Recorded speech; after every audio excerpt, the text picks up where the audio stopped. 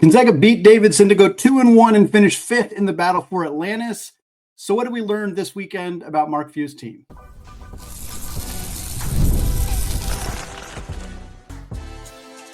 You are Locked On Zags, your daily podcast on the Gonzaga Bulldogs. Part of the Locked On Podcast Network, your team every day. What is going on, y'all? Happy Monday, happy December, and welcome into the Locked On Zags podcast, part of the Locked On Podcast Network, your team every day. I am your host and longtime Gonzaga podcaster, Andy Patton, here to bring you news and updates on all things Zag athletics. Today's episode of Locked On Zags is brought to you by FanDuel. Folks, place your first $5 bet now, and you will get started with $150 in bonus bets if you win. Just visit FanDuel.com today to get started. Well, the Zags went 2-1 in the battle for Atlantis. We're going to talk about the positive takeaways from these three games in the Bahamas, as well as some of the negative takeaways, some of the concerns, things we might want to keep an eye on going forward this year. I'm going to close out the show talking about these Zags women who went out to the Virgin Islands and went 0-3 in the Paradise Jam. A little bit of concern starting to creep in for Lisa Fortier's team. We'll talk about what we saw from that group. Let's start, though, with a quick recap of Gonzaga's win over Davidson. It was Gonzaga versus the Wildcats, Bulldogs versus Wildcats in the last game they played in Atlantis. That's what we thought. It just was not the Arizona Wildcats in the championship game. It was instead Matt McKillop and Davidson in the fifth place game. Gonzaga wins handily 90-65. That's what you want to see them do to a pretty good Davidson team. They've played well so far this season. We're in the game against Arizona in the first half before getting kind of pounced on pretty intensely in the second half. They picked up a win over Providence in their second game. And then, of course, played Gonzaga there in that fifth place game. Ben Gregg, career high for him, 24 points off the bench. He was 8 of 10 from the field, 1 of 2 from three. Got to see another three-pointer go down for Ben, who struggled in that area early in the season. He was 7 of 7 from the free throw line. He also had 8 boards, 2 assists, and 2 steals. A really nice pass kind of coming into the basket, a point guard pass around to Braden Huff for an easy lay-in. Was nice to see the bigs passing well throughout this game in particular. Graham Ike also had a nice game as well, 18 and 10 for him, a double-double. Good to see him back looking like himself. He also had an assist. He was 7 of 14 from the field, so still not super efficient, but I think it's worth remembering that Graham has never been He's never been Drew Timme. He's never been the 65, 68, 70% guy. That's just not really who he is. So 7 of 14 for 18 points. I think people are like, oh, he's still not back. He's still got some stuff he's got to clean up. He's still got some turnover issues. He had 3 turnovers in this game. He also had 4 fouls in this game. The foul issue is not new. The turnover issue is not exactly new, but it's been a problem early on. But him shooting around 50% is just not that unusual. It was when he was, 2 of 9 or things like that we were really concerned. But 18 and 10 from Graham on 7 of 14 shooting, that's pretty good. We're going to take that 9 times out of 10. He was also 4 of 5 from the free throw line. Braden Huff only played 15 minutes off the bench in this one, but he had 14 points, 4 boards, 4 assists, and a block. 7 of 11 from the field. The Zags had a strong 3-point shooting game, stronger than they've had in their previous games in Atlantis. They were 6 of 16, so 37.5%. They were also 14 of 15 from the free throw line. So let's get to that. What are our positive takeaways from Gonzaga's 3 games in the Bahamas during Feast Week? Positive takeaway number 1, this team is not just good at the free throw line, they are elite. This is a phenomenal free throw shooting team. We thought that we would see that area improved simply from the addition of Caliph Battle, who is a foul merchant, who is elite at getting to the free throw line and elite at knocking him down. But this entire team has been unbelievable from the free throw line this season. Through the 3 games in Atlantis, this team went 54 of 59 from the charity stripe. That's 91.5% as a team. Shooting 91% from the free throw line in a game is great. And kind of a small sample wonkiness in some cases. Shooting 91.5% over a 3-game stretch when you got to the line just about 20 times per game, that's incredible. And it's not just Caliph Battle, although he is a part of it. Caliph Battle was 10 of 10 from the free throw line during the battle for Atlantis. He has not missed a free throw yet this season, but it wasn't just him. Like we said, Ben Gregg went a ridiculous 16 of 17 from the free throw line.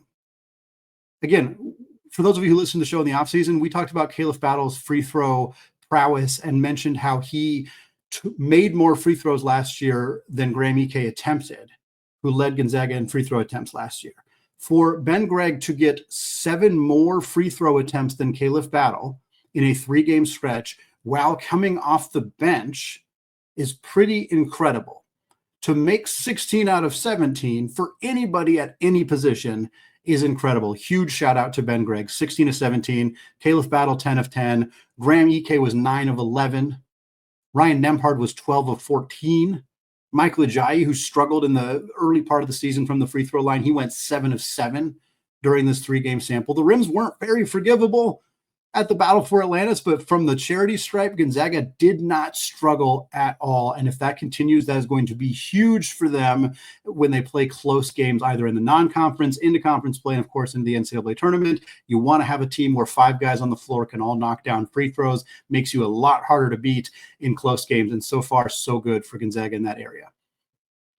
Positive takeaway number 2, the front court depth is just overwhelming.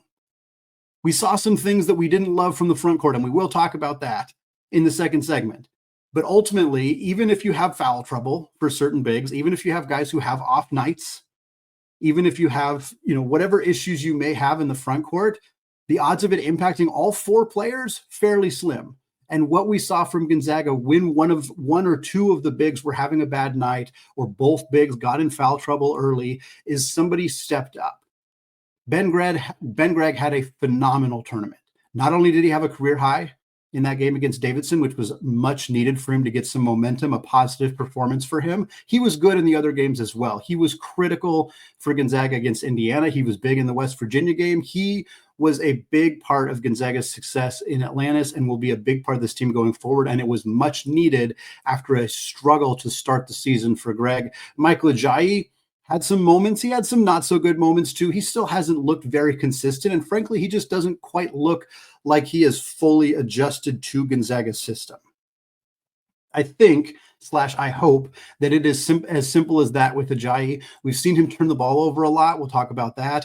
A lot of his turnovers seem to be telegraphing the pass that he's trying to make. He gets the ball at the top of the key, and every single person in the arena knows he's trying to make that entry pass to Graham Ike or Braden Huff. It often gets taken away. I think he's just still learning the offense, so he's not as adept at improvising, or I'm going to do something different, or maybe the thing we're supposed to be doing is not there, so what do I do next? What's option 2? And some of that stuff just takes time. We've seen players take a little bit of time to adjust to Gonzaga's offense. Ryan Nembhard and Graham Ike last year were part of it. I think both Ajayi and to a different extent Khalif Battle are still figuring that out. Why wouldn't they be? We're very early in the season. But what we saw from Ajayi at times, particularly in that Davidson game, was really valuable for Gonzaga. And then, of course, Braden Huff has been phenomenal this season. He's been arguably Gonzaga's best player, certainly one of, if not their best offensive player. And then Graham Ike came back, 18 and 10 for him in that game against Davidson. We saw some nice stuff from him against Indiana as well. Foul trouble was an issue, and it will continue to be an issue. It's probably never not going to be an issue for Graham Ike, and it's frustrating. I think the turnovers will come down for Graham. I think the missed bunnies will hopefully stop being as big of an issue, although, again, as a reminder, he's going to miss some bunnies. That's just who he is. As a player, you take the good with the bad, and I think the good is starting to be bigger than the bad, which was the problem early in the season. There was more bad than good. Now I think it's starting to even out, and hopefully it'll continue to move in the right direction going forward. Another positive takeaway, obvious one, Ryan Nembhard, just outstanding. 39 assists in 3 games in the Battle for Atlantis. That's a record, a tournament record for an event that's been around for a very long time. He also had 8 turnovers. 5 of them were in the Indiana game, which is abnormal, not just abnormally high for him, very, very high for Ryan Nembhard. But that still means he finished the tournament with 39 assists and 8 turnovers. That is obscene, outrageously ridiculous. Not only that, Nembhard is really good at finding the right players. Who's got the hot hand? Ryan can come down the floor, know who's playing well, who's got the hot hand, and find a way to deliver them the basketball in a position to score. That is what elite point guards do. On the season, he's averaging 10.8 assists and 1.8 turnovers. He is on pace to shatter Gonzaga's single season assist record of 243 set by himself last year. He is very likely going to end his 2-year Gonzaga career with the top 2 single season assists numbers in Gonzaga basketball history. Tremendous stuff from him. Last but not least, Gonzaga's team defense was outstanding. There was some individual defensive stuff they still need to work on, obviously the fouls being a part of it, but opponents shot 43.3% from the field against Gonzaga in these 3 games. Opponents shot 27% from 3. We worried about Gonzaga's perimeter defense. They locked it down on the perimeter in this 3-game set. Oumar Ballo killed it for Indiana down low. Basically, nobody else had dominant individual performances. Javon Small and Tucker DeVries did good things for West Virginia in that first game, but they weren't efficient the way Ballo was. Gonzaga's defense overall, very, very good in this event. They only gave up 4 offensive rebounds per game on average, compared to grabbing 8.3 offensive rebounds per game for themselves, limiting second chance opportunities, a huge area of strength for Gonzaga in Atlantis as well. Let's talk about some of the negative takeaways. Some of the things we saw that we didn't really love. We're going to talk about whether those are things that we're super concerned about going forward, things we think will straighten out as the year goes on, what it might mean for Mark Few's club. All coming up here in just a second. But first, folks, get ready to tackle the college hoops action this season with FanDuel, America's #1 sportsbook. Right now, new customers can bet $5 and get $150 in bonus bets if that first $5 bet wins. The FanDuel Sportsbook app gives you everything you need to place live bets all in one place. So when you get a hunch in the middle of the game, you can check out the latest stats, view live play-by-play, and so much more, all on the same page where you place your bets. The Zags odds to take home a national title, plus 1,100 right now. 3rd best odds in the country behind Auburn, who's at plus 850, and the Duke Blue Devils at plus 1,000. If you like those odds for the Zags, if you like any of the individual game odds coming up, just visit FanDuel.com to join today. As a reminder, you'll get started with $150 in bonus bets if you win your first $5 bet. FanDuel.com, America's #1 sportsbook. All right, segment 2, still Andy Patton, still Locked On Zags podcast. We are still talking about the takeaways from Gonzaga's 3 games in the Bahamas in the battle for Atlantis.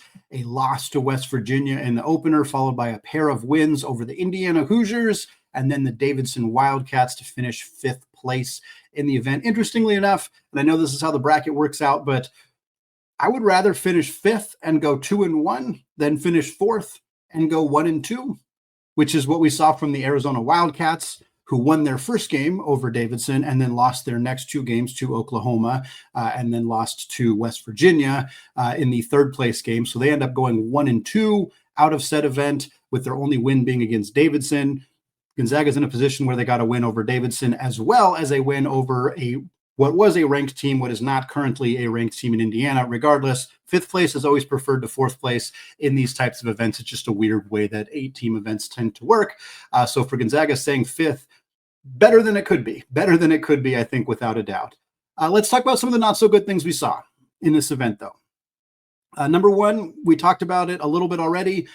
The team was pretty inconsistent from the 3-point line. As a team, in 3 games, they shot 33%. That's not awful. It's not horrendous, but it's not great. It's not great. Gonzaga's going to need to be better than a 33% 3-point shooting team this year if they want to win a national championship. And to their credit, they are.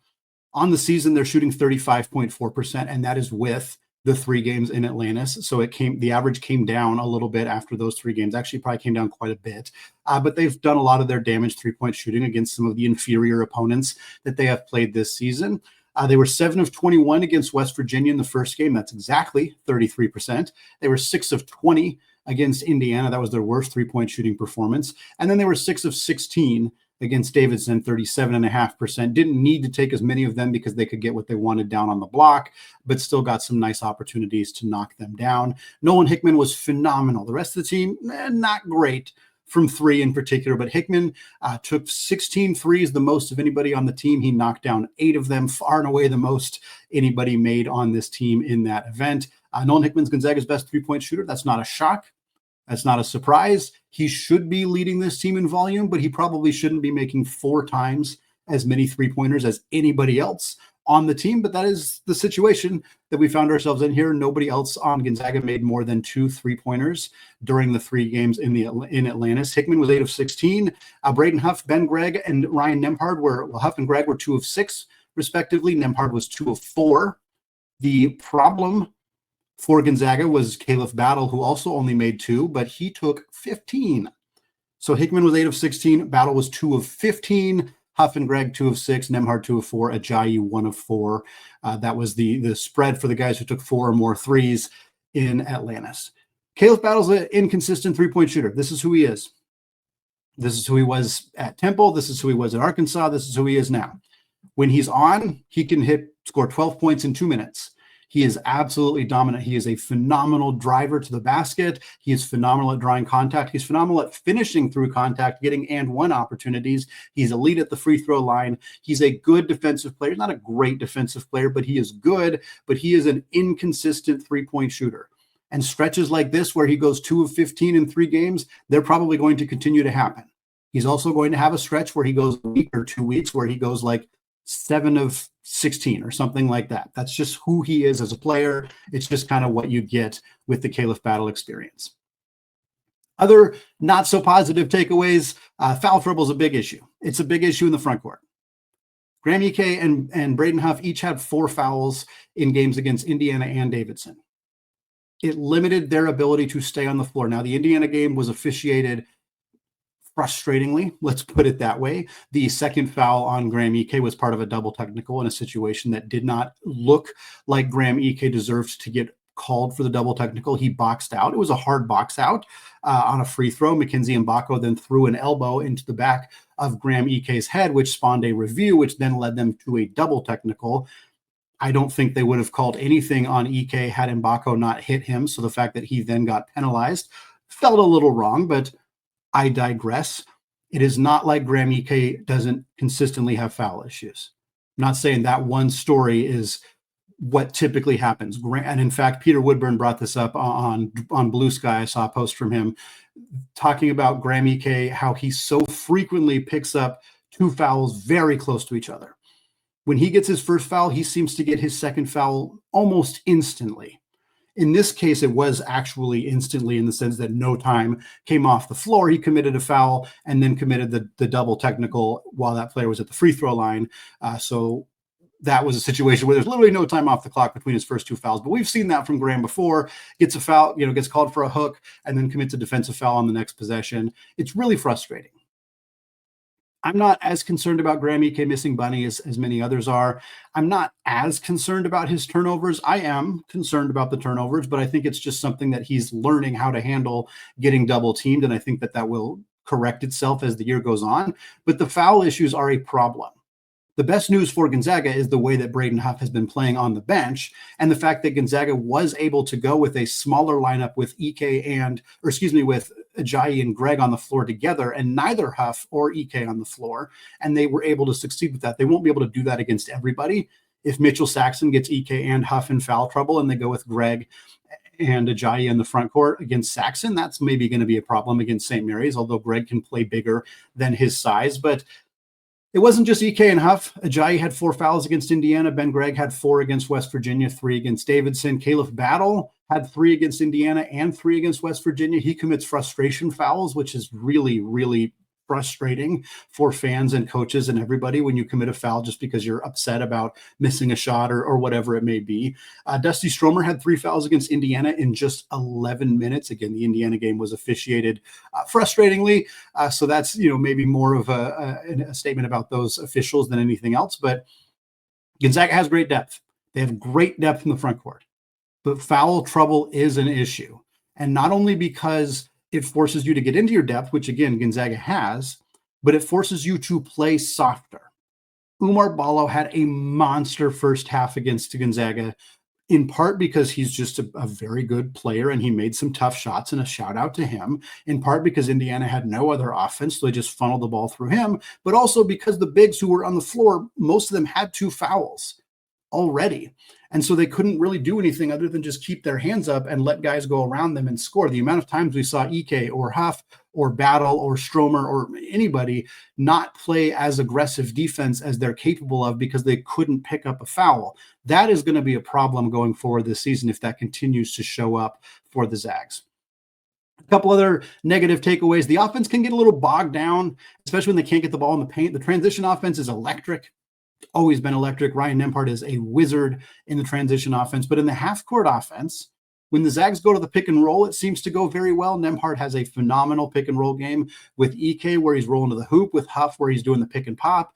But when they're just trying to get the ball into the paint and things kind of stall out, they stagnate a little bit. We saw possessions where they got the ball to Ike, he kicked it back out, they swung it around, they never really got a good look. They either settled for a fadeaway mid-range shot, a contested three-point shot, a wild drive to the basket and tossing something up, committed a turnover. Like, we just see Gonzaga's offense stall out a little bit when they can't funnel the ball through the paint. This has been an issue for long before many of these players were on the roster or playing college basketball or playing high school basketball. This has been a Mark Few thing for a long time. I'm not super concerned about it because they've made it work despite this being a problem in the past, but it was something we saw a handful of times in this event. And then, kind of on that same note, post players need to be able to pass out of that double team. We mentioned that with Graham Ike already. Turnovers in the front court was an issue. And it was an issue for the starting front court. Braden Huff, I believe, had 1 turnover in 3 games in Atlantis. Ben Gregg did not have any. But Michael Ajayi had 7. And Graham Ike had 6. That's a problem for this team. Graham Ike, a lot of them were when he would get double teamed trying to make a pass out of there, he would force a pass that wasn't there. He wouldn't see a defender coming over to intercept the pass. Sometimes he would just fumble the basketball or lose it because the double team was coming and he looked like he was starting to panic a little bit. Those are things that need to get cleaned up. And for him being in his second year in the program, you'd want to see that more. I was shocked at how few teams doubled him last year. And I actually think that is hurting Gonzaga right now, in the sense that he's not as familiar with how to get out of the double team the way that Gonzaga bigs in the past, Shemek Karnowski, Domantas Sabonis, Drew Timme, etc., were very, very good at passing out of that double team because they got used to it and they understood how to operate out of it. Graham isn't quite there yet. Ajayi, I think a lot of his turnover issues are still just learning the offense. I already talked about that earlier. Trying to force an entry pass that isn't there, seeming to not be processing the offense and what Gonzaga's trying to do as quickly as he needs to. I think that stuff's going to clear itself up. I'm not worried about that long term as much as I'm worried about Graham out of the double team and some of the other issues for Gonzaga that we saw in Atlantis. That's going to wrap up our conversation around the men's team and their performance in Feast Weeks. We're going to move on and talk about Lisa Fortier and the Zag women who went to the Virgin Islands and came away winless after 3 straight losses in the Paradise Jam. It might be time to start worrying about this team. We're going to talk about that coming up here in just a second. But first, folks, going to live events is the best, whether it's concerts, theater shows, comedy stand-up, whatever. Finally, our college sports are back as well, and I'm looking forward to making new memories this college sports season. And great news, when you're getting tickets for this year, Game Time has a new feature called Game Time Picks that makes getting tickets for your favorite live events even easier. Game Time Picks filters out all the fluff to show you only incredible deals on great seats so that you don't have to waste your time searching through thousands of tickets. And right now, tickets for Gonzaga versus Kentucky at the Climate Pledge Arena, they remain on sale, but the time to act is now. Tickets have been on sale for under $65 right now, the cheapest you can find in the upper deck. Still very affordable, $70 a pop. You can get tickets on the first section as well for under $120. So it's time to take the guesswork out of buying tickets with Game Time. Download the Game Time app now, create an account, and use code LOCKEDONCollege for $20 off your first purchase. Again, create an account, redeem code LOCKEDONCollege for $20 off. Terms do apply. Download the Game Time app today. Last minute tickets, lowest prices, guaranteed.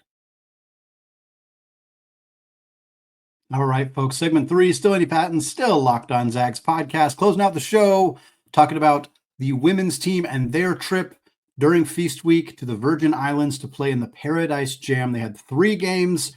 It was not a tournament setup. It was just 3 specific one-off games. They were playing Missouri State, Texas Tech, and Florida State. And unfortunately, Lisa Fortier's team goes 0-3 at the event. They lost by just 1 point to Missouri State in the first game, 65-64. The other 2 games, unfortunately, not nearly as close. Gonzaga hung around a bit with Texas Tech in the early going, but ultimately lost 67-49 in that one. And then were never particularly close in the game against the Noles of Florida State. 95-54 was the final in that one. A really tough loss coming off of back-to-back losses for Lisa Fortier's team. Injuries remain an issue.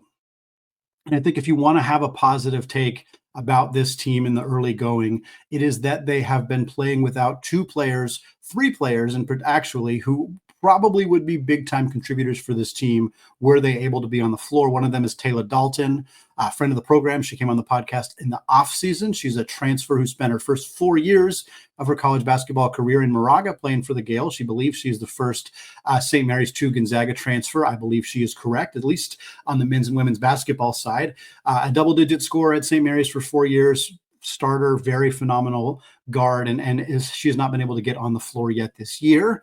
She is from New Zealand alongside her new teammate, Lauren Whitaker, who has also not gotten on the floor, a star freshman big.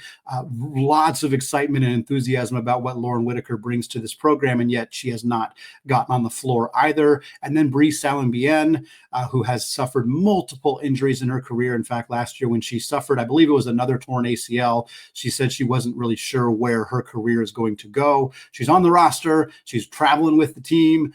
So all indications are that she's planning to play when she is healthy, but she has not been able to get on the floor yet either. So I think that is an important caveat when looking at Gonzaga's early season struggles, because they already have 5 losses on the year.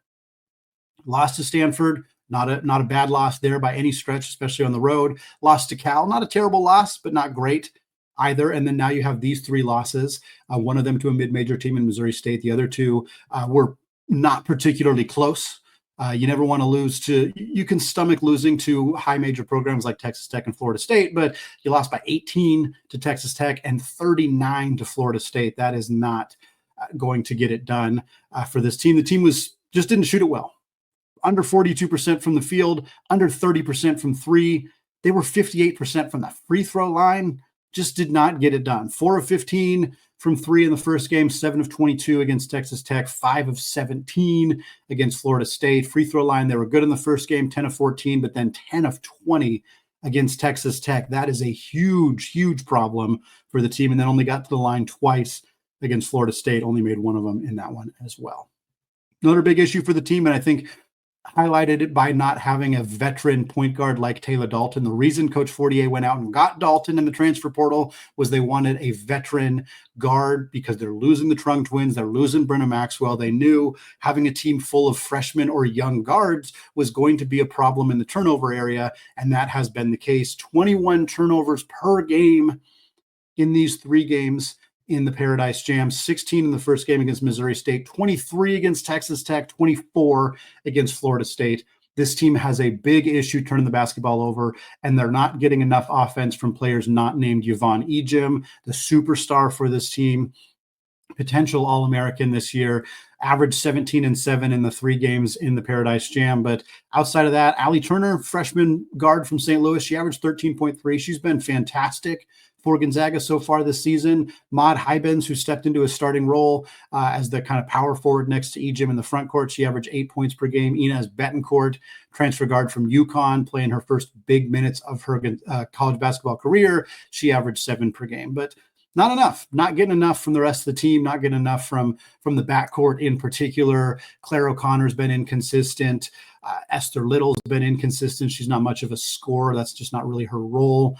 So they need to get healthy. They need to kind of gel together more as a team, a lot of new faces. We're going to see that continue to happen as the year goes on. Next up for this team, they're at Colorado State on December 8th. That is Sunday. The upcoming Sunday, so they got a long break, which I think is much needed after playing 3 in a row. Hopefully it'll get some of their players healthy, able to contribute in that game, but a nice week for this team to kind of regroup, figure out what they can work on, figure out how to limit the turnovers, knock down more shots consistently. After that, they got another decent break before they play Eastern Washington at home on the 14th, and then they start WCC play on the 19th on the road against the Dons of San Francisco. Last point on this team, and I think it's unfortunate, but it is the clear reality at this point. It is now NCAA tournament or bust. 5 non-conference losses for even the Gonzaga men puts them in a position where they're sometimes going to struggle to make the tournament. And the WCC is much better on the men's side, and Gonzaga's strength of schedule on the men's side tends to typically be better. 5 losses in the non-conference for the women in a weak WCC. Yeah, you got to win the NCAA. You got to make it. That last championship game in the WCC tournament, that is the most important game of the year going forward. There's been a year where Portland upset Gonzaga and they still made the tournament. I don't think that happens this year. They'll take into account the injuries, especially if Dalton and or Whitaker come back and the team gets better. The committee tends to take that into account. But again, two losses in the non-conference, especially if you had some players injured, probably 3, maybe 5. No, just not going to get you in. This team is now in a position where if they do not win the championship in the WCC tournament, I do not believe they will make the NCAA tournament. Puts a lot of pressure on those final games, but there's still a lot of season left. I think we're going to see, we have yet to see the best basketball for Lisa Fortier's team in 24-25, and I think we're going to, as they get healthy and as they get more familiar with playing with each other going forward this season. Going to wrap it up for me today here on the Locked On Zags podcast. Folks, thank you so much. Those of you who have made this show your first listen or your first watch of the day. I'll be back on Tuesday recapping the AP poll as that comes out. Get a chance to look at where the Zags fell after their loss to West Virginia. We'll also take some mailbag questions. I know many of you submitted mailbag questions. Again, we tend to only do that when there wasn't a game over the weekend to recap. So we are going to try to do some mailbags on Tuesday of this week. And then we'll spend the rest of the week getting you ready for that big game against the Kentucky Wildcats on the 7th of December at the Climate Pledge Arena. I will be in the house for that one. If you're there and you see me, come say hi. Love to get a chance to talk to many of you at that game.